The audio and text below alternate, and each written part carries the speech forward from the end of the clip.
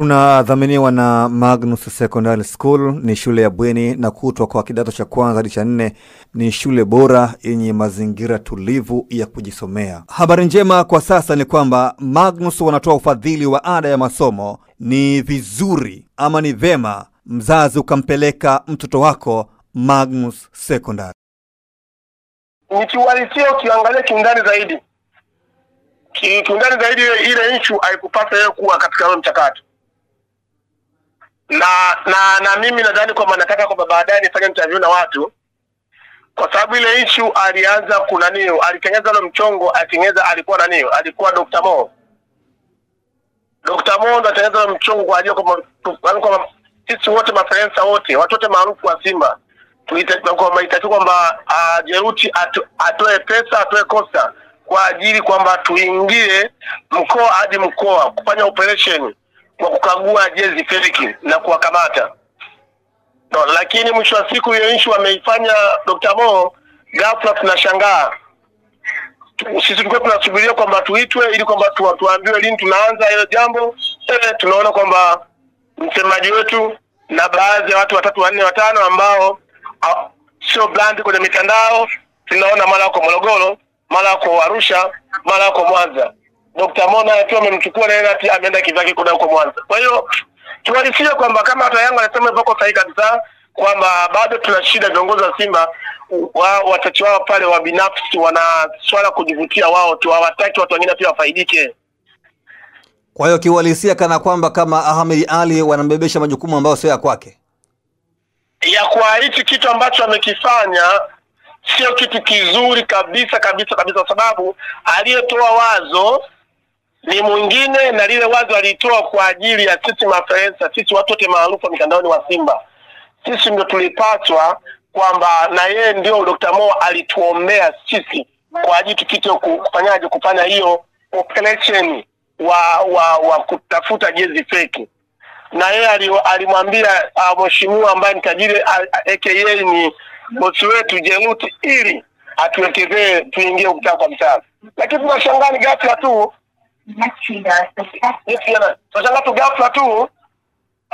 tunaona Ahmed Ali yuko mtaani. Nani alitoa wazo? Aliyetoa wazo ni Dr. Mo la kutembea mtaani. Dr. Mo alikuwa na kina Mnandi Junior ambaye Mnandi wa Simba, na wengine akina mzee Muhindi. Sasa tulishauriana akasema kwamba yeye ndipo akatisha pesa, akasema hiyo swala.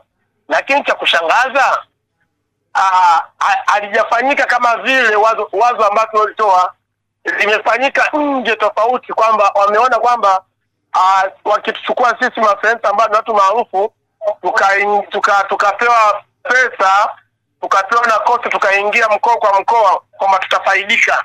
Bora hizo pesa wazidi kula wao tu. Tunamuona msemaji wetu leo hii mara yuko Arusha, na alafu yupo na watu sio 4 sio 5, wala watu wengine pia sio maarufu katika mitandao, hatuwafahamu, ili mradi kwa mwanzo kwamba akiwapa shilingi 2000 yeye anabaki yote anaingiza mfukoni mwake. Ni uroho wa pesa na ubinafsi yani wa pesa basi. Kwa shida hapa iko wapi? Shida kwa jambo hili. Kwa jambo hili mimi namtupia mpira moja kwa moja. Sio mtu mwingine, ni msemaji wetu. Kwa sababu yeye ndiye aliyepaswa kusimamia hili swala na kuweza kuwaita masensa wote na kuweza kuwapa hilo jukumu na kuwapa, na yeye ndiye awe kama kiongozi, kwa sababu ndio msemaji mkuu, awe kiongozi akituongoza sisi katika huo operation. Lakini mwisho wa siku msemaji amechikichia yeye peke yake, na wamekaa na watu wake, ametia mfukoni wake, amachukua watu ambao wala sio maarufu, ameingia mtaani. Lakini yeye si pia amepewa maagizo na uongozi. Yeye ni miongoni mwa kiongozi, na hilo swala liko chini ya Jeruti, kwa sababu operation wa jezi feki liko chini ya Jeruti. Na ndio maana hata wazo wakati tunatoa Dr. Mo na ushauriana akina Junior Mnandi, tulisema kwamba ili kwamba tuseme hili swala kwamba ili si mafensa wote tuingie mtaa kwa mtaa, tupewe pesa tuingie mtaa kwa mtaa tufanye operation, sio kwa sababu ya eti kiongozi pale aingie mtaani, ni sisi. Sasa kama Jeruti ameona kwamba Ahmed Ally anafaa, kwa nini nyinyi mlalamike? Sasa Ahmed Ally anafaje? Kama Ahmed Ally anafaa, kwani Ahmed Ally yeye hajajua kama kuna watu maarufu ambao watu maarufu kwa Simba ambao mafriends wako wengi na ana nguvu na ushawishi na ana mvuto? Kwa nini aendelee na watu ambao wasiofahamika? Kwa wamechukua watu ambao hawafahamiki. Hawafahamiki, ni mtu ambaye tunamuona ni mmoja tu, ambaye tunamwona Dr. Mo, ambaye yeye kwa hiyo yani yule hawajamwacha kwa sababu ya yeye ndio alioitisha ile press.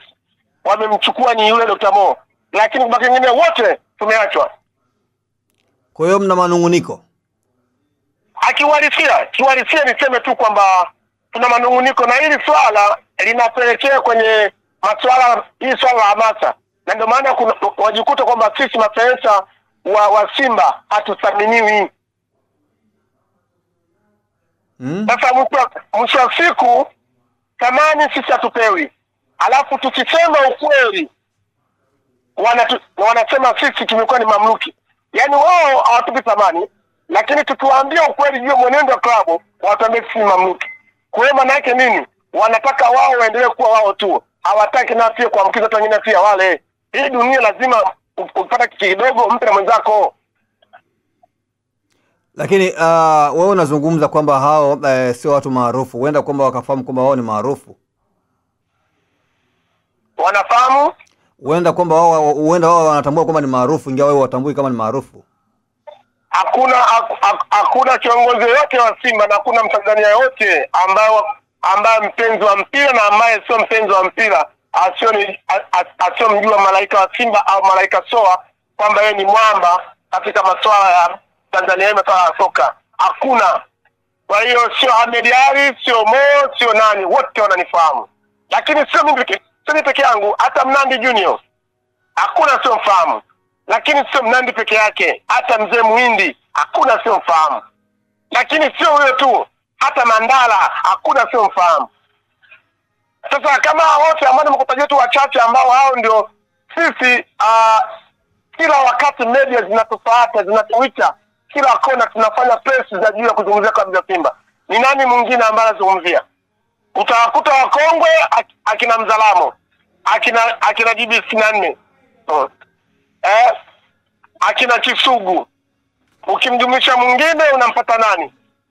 Unapata mzee wa Saluti na pia mzee wa Nio. Pasi milioni singabaki chamaliza, kuna mwingine nani? Lakini hilo jambo si moja kwa moja mngemlaumu Jeruti tofauti na Ahmed Ally ama uongozi wa Simba? Jeruti hatuwezi kumlaumu kwa sababu yeye bado sio jukumu lake. Mwenye jukumu la hilo ni jukumu lake ni Ahmed Ally. Yaani jukumu hilo ni jukumu la Ahmed Ally. Jeruti yeye ni bilionea, yeye anatoa pesa tu.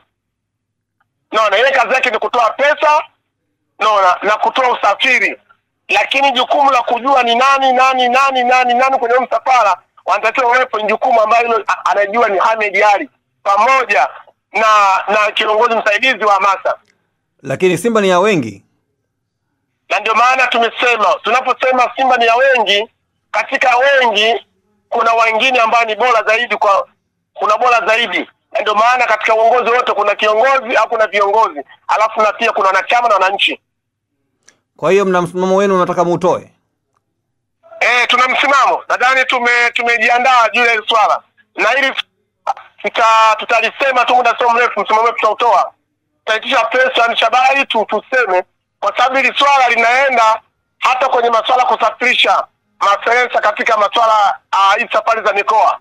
Hivyo baada na pia viongozi wetu Ahmed Ally yeye kwamba kuwasimamia watu wale maferensa kwa watu ambao wenye ushawishi mkubwa wakisoka kwenye klabu ya Simba ambaye wanafuatilia sana na wale watu hawapewi thamani. Tunaambiwa tu kwamba gari lipo, lakini kwamba huduma za usafiri kwenda kurudi, chakula na nini unajihudumia. Lakini tukienda kwenye upande ndugu zetu hapa upande wa pinzani, wenzetu wapo katika mfumo, wale maferensa wote wapo kwenye mfumo. Yaani wanasafiri, wapo kwenye mfumo, wanapata vidogo, wanakula, lakini wanasafiri, wanasafirishwa. Ila kabla Simba hicho kitu sijakiona. Na sio mimi peke yangu. Kwa hiyo hapo kana kwamba kama kuna ubaguzi unavyodhani wewe. Kuna shida. Kuna shida. Panapokuwa na shida lazima tuseme kuna shida. Maana nadhani mimi nafahamika. Mimi sio muumini wa kusifia tu. Tunapo kuna shida nasema hapo kuna shida. Kuna shida juu ya uongozi, hasa ule uongozi wa hamasa.